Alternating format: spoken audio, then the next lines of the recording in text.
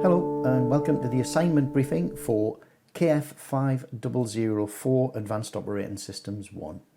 In this briefing, what I'm going to do is go over the assignment, each of the individual questions that are in there, and just an overview of how you should approach the assignment and the kinds of ways that you should think about answering the questions, just to get things in context. So first of all, let's start going through the assignment and look at what it is. Well, the assignment, this one assignment, is worth 100% of the mark.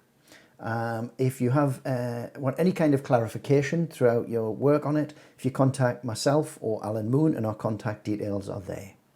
This assignment has a word limit, and that word limit is 2,000 words.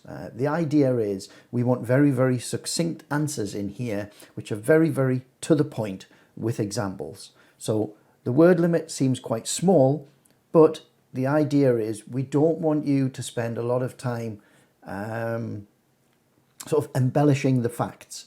This is very factual because it's operating systems and it's configuration. So be very succinct and you'll fit within that word limit, no problem. So, okay, let's look at the assignment now in more detail. So, first of all, the assignment is the implementation of a DNS infrastructure, web server farm, for a large organization, and it will be based upon Apache, PHP, NFS and MySQL. Everything that you're doing in the module, basically. So the idea is this assignment is about how that would be implemented. So it's the configurations and setups. So first of all, we have a content page. Something that's quite useful here is if you're looking at this in a PDF viewer, you can simply select a section and jump to it, no problem. So we've indexed it for you. So as I say, you can simply select the section and it jumps. So I've jumped here straight over to the introduction section.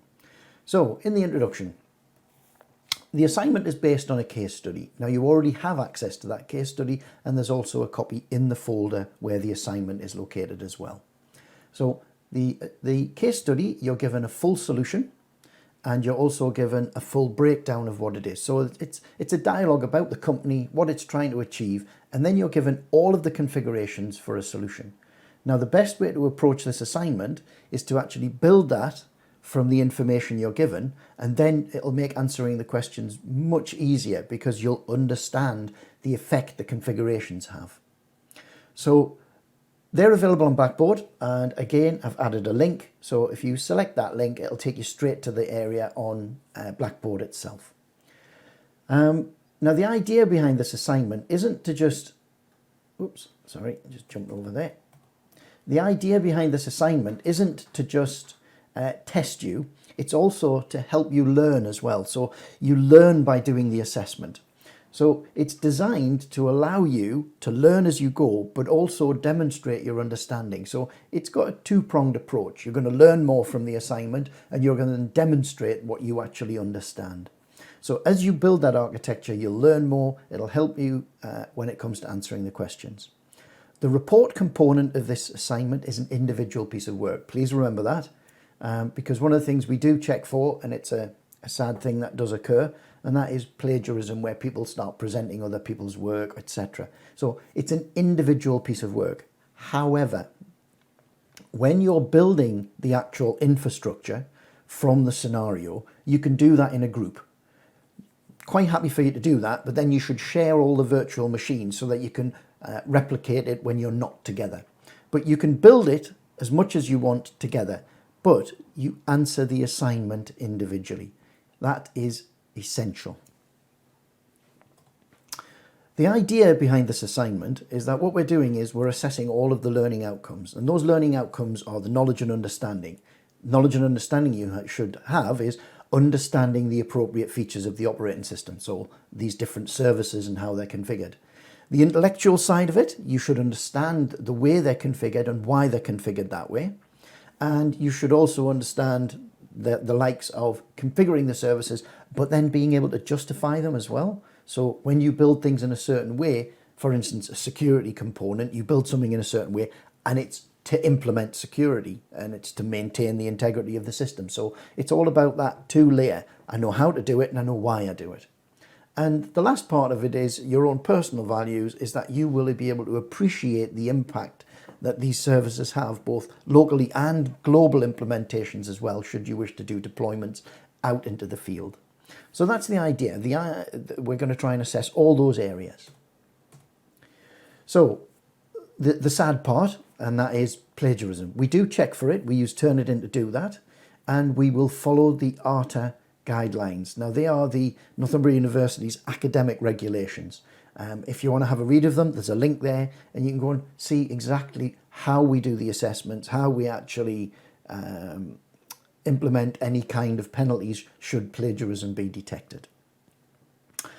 More importantly though, let's move on to some of the nicer parts. The next thing is the referencing standards that we're going to adopt in this assignment.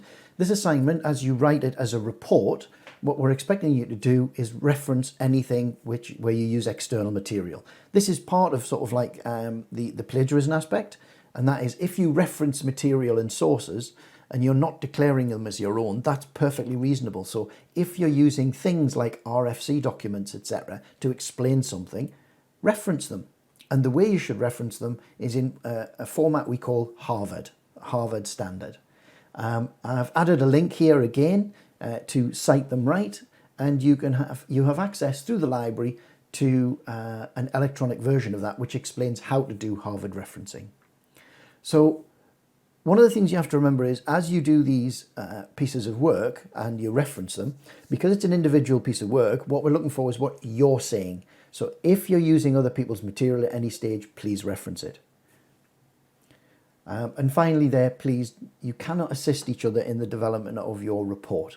You can assist each other in the development of the infrastructure, but not the report. Okay then, so you've done all the work, you've built it and you're answering it. How do you do a submission of the assignment? Well, the assignment is submitted through Turnitin, which is a link in Blackboard within the module. Again, there's a link directly from the document where you can jump straight to the actual document, to the module itself, find the assessment area, and in there is an upload facility. That upload facility will be available before the submission date, and that allows you to do a submission, look at the Turnitin report, check your upload to make sure you haven't missed any referencing. If you've got some quoted text somewhere and it's not referenced, this will spot it more than likely, and you're able to then correct that by putting the appropriate reference in. So that's the idea behind giving you access to Turnitin early and the report that it generates. This module, we only accept electronic submissions, and they must be in either docx or PDF format. I don't mind which. Turnitin will accept all of them. So as long as it's one of those three formats, that's fine. Okay.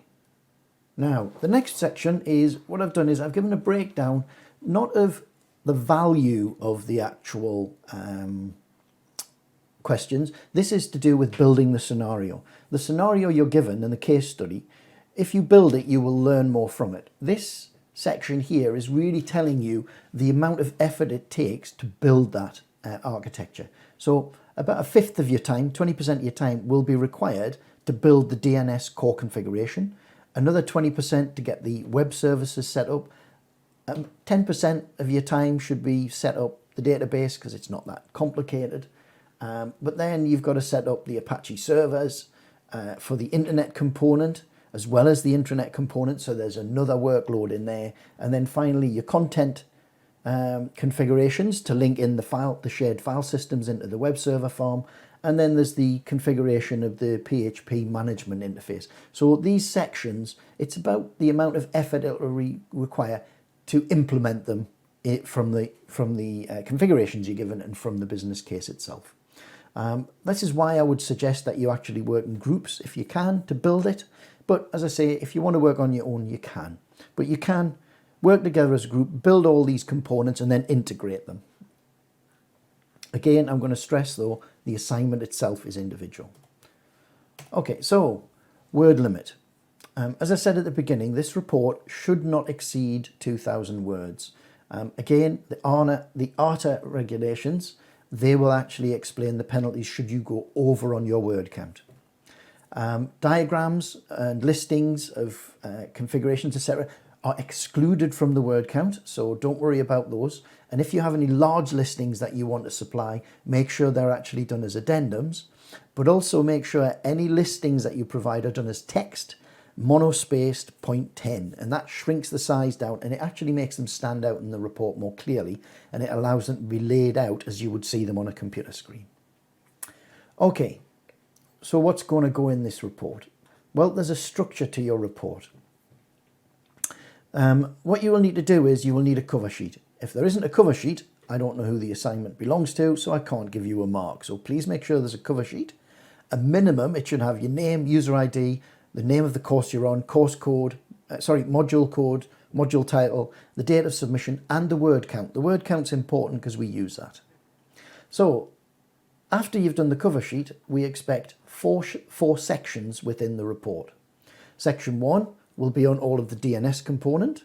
Section 2 is all the HTTP deployment. Section 3, the NFS deployment, and Section 4, the MySQL deployment. So these 4 sections should be very, very distinct, and the sections with the questions are below.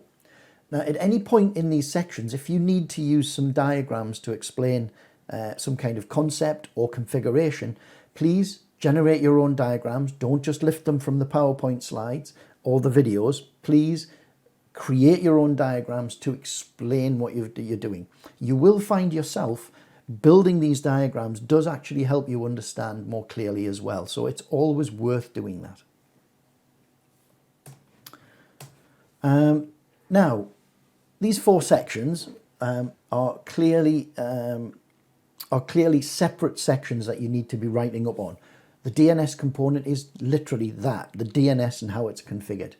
Now, when you do the referencing in these sections, please remember RFC documents. So if you're using any standards, quote the RFCs, bring them in. And please remember, you should not be using Wikipedia in any of your referencing. Bad idea. It's non-peer reviewed.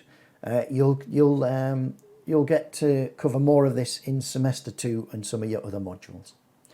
So the first section is the DNS area. This section is worth 40% of the marks of the assignment. There are 2 questions in here, and these 2 questions are both worth 20 marks each. So first of all, there's a little introduction and then the questions. So this section here, a DNS service is always built using multiple servers. There's 20 marks associated with this small section. The first part, what we're expecting you to do is discuss the mechanisms that are available in Bind to allow primary and secondary servers to do zone distribution. Now, this is all about how you configure the DNS architecture such that your primary server sits at the top and the secondaries are below it. So we want to know how that works and what are the components of the configurations that allow that to work and what are the effects of the way it's done. You should include in here the dual purpose primary server. So this should include a discussion of the full delegation of a subdomain. And you should be providing, at least in part, sections of the configuration that's interspersed with the narrative to explain exactly what each component is doing. And for that, there are 15 marks. So that's a big, hefty chunk of work. The next part is to discuss the consequences of not limiting zone transfers. 5 marks for you, but you will need to do a little bit of research, because if you don't limit the zone transfers, it can have an impact on security. Now, that's as much of a hint I'll give you on that, but what you will need to do is look up and find out what or how the actual zone transfer takes place between a primary and secondary and why it's dangerous if it's not configured. The next section is, jumped over. Every zone has to have an SOA record. That's a standard. So make sure you document that. In there, what we've got is it will control how the records are distributed between the clients, the primary servers, the secondary servers, etc. And even going forward, and when we're using forwarders, how those records that we pull in are even controlled. So what we want to know is, from the SOA record, what are the different components and how do they affect that communication? Again, you should be looking at quite a bit of detail in here as to how you can balance things and the way they work and the consequences of those balancings. So things like your time to live, you need to explain the consequences of them. The next thing is, there's a little short piece here for 5 marks, and that is we want to know how the origin directive simplifies the creation of zones. That's all it is. Simply, how does that directive work and how does it simplify the creation of the zone files, and how you can use the origin directive to also create subdomains within a single file. So this is, we have full delegation, and this is where we have pseudo delegation, except it's in the single file. So we want to know how that works as well. So that's all we've got to do for the DNS, which brings us on to the next section. Section 2. And section 2 is your HTTP deployment. Now, in the scenario you're given in the business case, there are multiple servers that are deployed, which are then load balanced in an internet-based environment. So this would be like your large corporate websites, possibly looking at online sales or a massive information board. So here what we want to do is I want you to talk about the layers within how you would do the deployment. So what are the advantages and disadvantages of that logical separation of services? If everything was built on one server, you get an environment. But when we distribute it and we have lots and lots of web servers, how should we distribute it now? It suddenly changes. That simple change from one server to multiple servers has an impact on how we need to approach a deployment. And there are advantages to it, and there are also disadvantages to it. So that logical separation in the services, where we take them all off one box and then distribute, I want to know what are the issues and problems that you need to deal with. Then in the context of actually running Apache in that load balanced environment, I want you to discuss virtual websites and how they impact on that. So if you're running a load balanced environment, how do virtual websites impact on how that works? How are they set up, and why would you have them in the first place? For another 5 marks, a DNS can be configured to load balance across those web servers when you put them in. So if you've got 3 web servers, you can load balance them from DNS. So yep, it's a little bit more DNS, but there's a lot on the module, and that's why we're bringing it back in here, because this is it implemented within the HTTP deployment. You do the deployment, but how do you then use that web server farm? Well, what we want to know here is how can you configure the DNS to load balance the clients as they come into those web servers? And more importantly, what are the different ways that we can actually deploy the clients to those web servers as well? That brings us on to the next section, which is the NFS deployment. So we've got the web, we've got the multiple servers being load balanced, and the next thing is the content servers that would sit under there. Now, within the large-scale deployment of an Apache-based web infrastructure, we need centralized storage. No scripts are on it, just content. Now, what we need to know is, how can our DNS, again, we've gone back to the DNS architecture, how can that be configured to create a security mechanism in terms of the NFS servers? How can we actually protect access to the NFS infrastructure by using DNS? That's all we want to know, very, very simply, but it needs to be explained very clearly. Next thing we want to know is, what are the TCP settings that are required if you're going to use that architecture across the NFS servers and the web servers? How are you actually going to have to set the DNS or the TCP settings up on those servers to allow you to use that authentication, the DNS, RDNS, as an authenticator?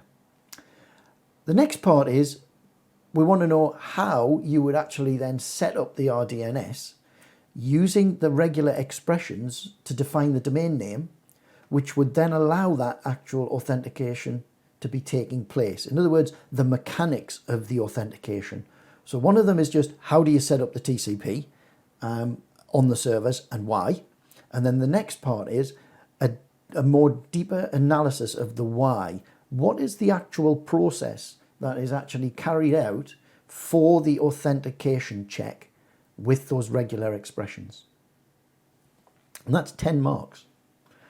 The last section, section 4, is MySQL deployment. Now, obviously we've got the web servers, we've got them load balanced, we've got the content store, now we've got the database store, and that's where all the metadata goes in. So the load balanced deployment will normally have a database server, and that's where the metadata goes. Now, setting up that MySQL database securely has a whole series of processes that you must go through. There are accounts that need to be created, etc., to allow you to do the build. So what we want to know here is, what are the accounts that are required, what are the security settings, and more importantly, why are they there, and how you would then go through the process of building it and adding in the PHP interface, and do that all in a secure way so that at no stage do you actually expose the architecture to any kind of remote attack. The next thing is a very, very simple section, and that is, given that you've got this centralized database, which could well be very powerful, how can you actually most appropriately set it up and configure it to create databases and user accounts for each individual system that is going to use it? So, and why you would do it that way. And that's it. That's all 4 sections.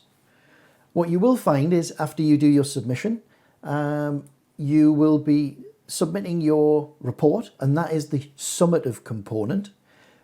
During your development of the business case, you will find that you can contact myself and Alan, and we can help you through some of those processes. Likewise, you've got the full configuration, so it's predominantly going to be you interpreting those configurations to build them in your own environment, and we'll help you with that.